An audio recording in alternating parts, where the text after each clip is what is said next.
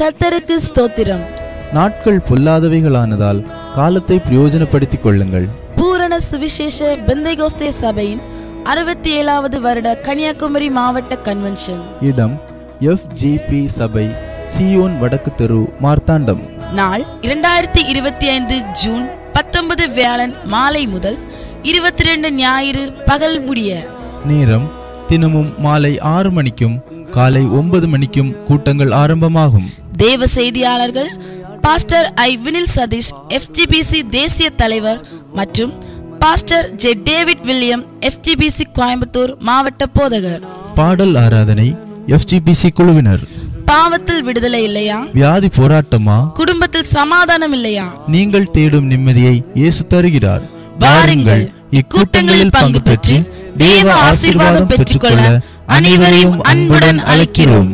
தொடர்புக்கு pastor TJ Seelan 9443993331.